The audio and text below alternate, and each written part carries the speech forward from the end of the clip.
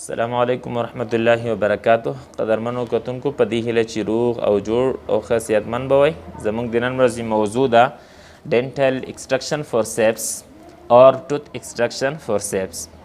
پوښتنه دا ده چې واټ از ایکسټرکشن فورسپ. فورسپس څه ته ویل کیږي؟ اټ از ان انسټرومنټ، دا یوه آله ده یوزډ فار د ریمول آف ټوث فرام الویولر ساکټ، چې د الویولر ساکټ څخه د غاښ د ایستلو لپاره استعمالیږي. واټ آر دی پارټس آف دی فورسپس. فورسپس څه برخې لري؟ قدرمنو کتونکو درې برخې لري. اولې برخې ته ویل کیږي هینډل یا لاستی، دویمې برخې ته ویل کیږي هینجز، درېیمې برخې ته ویل کیږي بیکس. قدرمنو کتونکو د غاښونو فورسپسونه په دوو ګروپونو ویشل شوي دي. اول ګروپ ته ویل کیږي اپر جا فورسپس، دویم ګروپ ته ویل کیږي لور جا فورسپس. د دواړو ترمنځ فرق څه ده؟ فرق پکې دا ده چې اپر جا فورسپسونه سټریټ یعنی سیده دي. معنا دا چې د بیکس او د هینډل ترمنځ تناسب چې ده هغه پیرل ده، یعنی دوی دواړه موازي قرار لري. مګر لور جا کې د بیکس او د هینډل ترمنځ 90 درجه زاویه قرار لري. دویم فرق پکې دا ده چې اپر جا کې بعضې فورسپسونه د جوړې یعنی پیرډ شکل کې وي. مثلا اپر جا مولر فورسپس یو د لیفت سایډ لپاره ده، بل د رایټ سایډ لپاره ده. مګر په لور جا کې هیڅ داسې فورسپس نشته چې هغه د جوړې په شکل کې وي. راځو اپر جا فورسپسونه واضحوو. اولین فورسپ د اپر جا انسایزر فورسپس. که چېرته دغه فورسپس ته وکتلی شي بیکس ترمنځ کم اندازه فاصله لري او بالکل سټریټ ده. دغه فورسپس موږ استعمالوو د اپر جا انسایزر غاښونو د ایستلو لپاره. ورپسې فورسپ ده اپر جا پریمولر فورسپس. که چېرته دغه فورسپس ته وکتلی شي یو اندازه فاصله هم په پیکس کې لري، هغې نه علاوه بیکس کې یو اندازه انګولیشن یعنې کوږوالی لري. دغه فورسپ موږ استعمالوو د پاسنۍ ژامې د پریمولر غاښونو د ایستلو لپاره.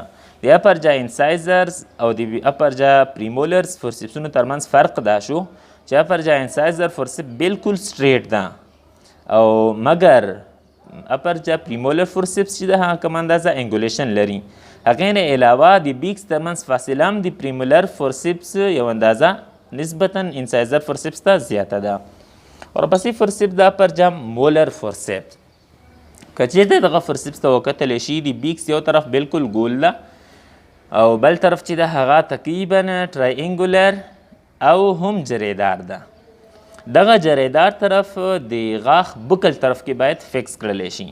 د مثال په ډول زه د ناروغ نه غاښ وباسمه، چونکې دغه زما ښي طرف ده یا جریدار طرف چې ده هغه ښي طرف ته قرار لري، نو ناروغ همیشه دپاره مخالف طرف کې وي. نو دغه جریدار طرف به د ناروغ د پاسنۍ ژامې د چپ طرف ملر غاښ بکل طرف کې فکس کړلی شي.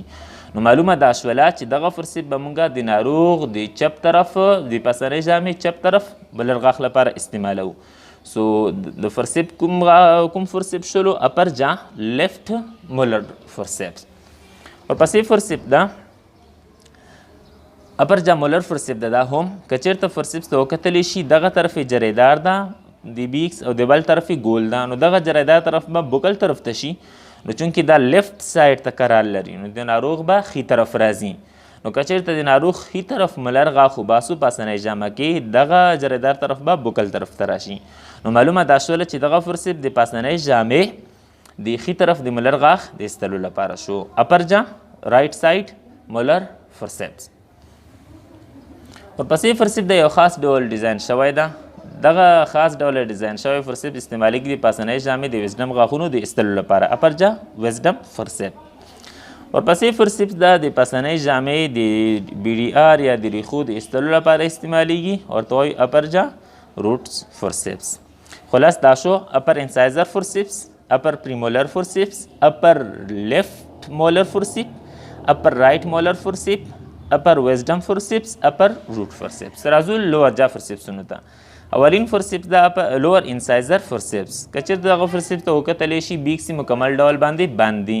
دغه فورسپ موږ استعمالوو د لور انسایزر غاښونو د ایستلو لپاره. ورپسې فورسپ ده لور پریمولر فورسپس. که چېرته بیکس ته وکتلی شي کم اندازه فاصله لري، دغه فورسپ موږ استعمالوو د لور پریمولر غاښونو د ایستلو لپاره. د دواړو ترمنځ فرق څه ده؟